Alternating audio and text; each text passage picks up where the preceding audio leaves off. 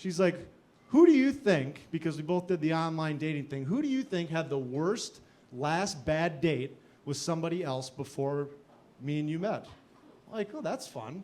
I said, you go first.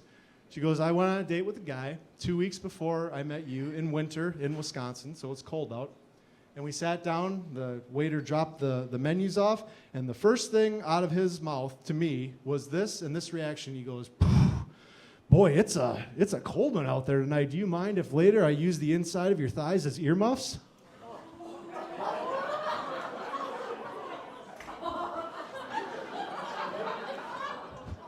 He led with that? Really?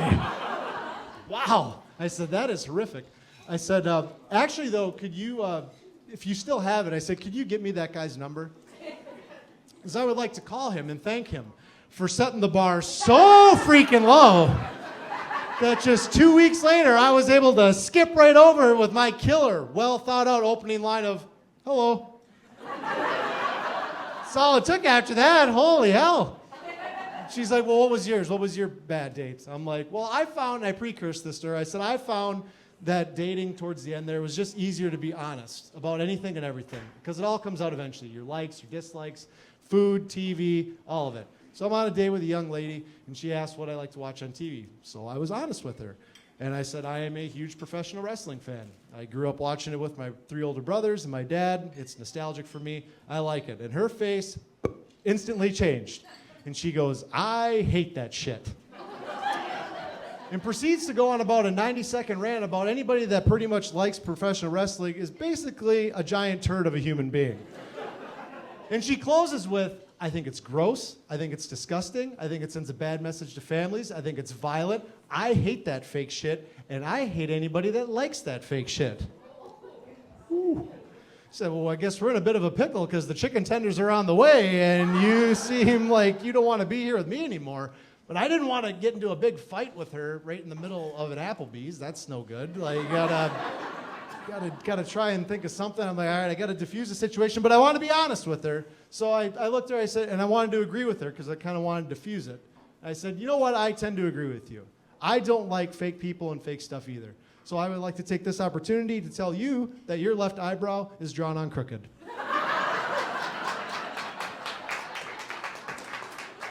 Let me get that for you right there. Enjoy your chicken tenders and your night. Thank you very much. But me and my wife, too, we got to know each other really well with that kind of stuff, but we also got to learn about our careers. She got to learn about the stand-up comedy thing, and I got to learn what she does. She is an esthetician. You folks know what that is? I see some yeses. I saw a couple no's. For those of you that shook your head no, estheticians are skincare specialists. They work at the salons and the spas, and they do facials and waxings, things like that. What I negated to ask in my questioning of what estheticians do was the extent of the waxings, because they wax everything. Everything. She came home from work one day. I'm like, babe, how was your day? She's like, it was pretty good. I only had 2 vaginas and 3 buttholes. Like, just so I know, is that what we're measuring a good and a bad day at around here? Because I didn't see any of that. Holy hell. She comes home a couple days later. She's like, babe, I had a really bad day. I'm like, that's going to be a lot of buttholes.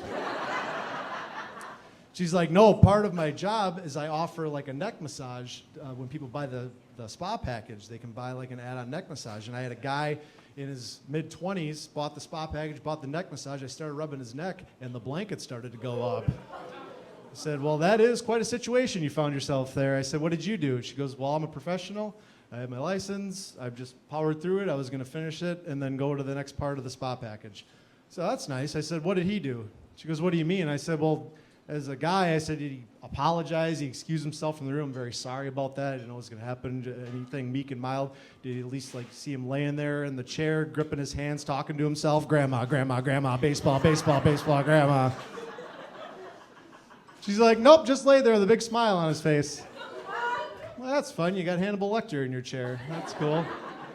And she looks at me very sincerely and she goes, well, maybe he didn't know he had it. He didn't know he had it! Gentlemen, by show of hands, how many of you have been unaware of an erection?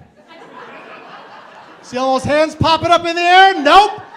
And one thing you're aware of is when that happens. She's like, well, I don't think he knew. I said, how much did he tip you? 75%. Oh, he knew.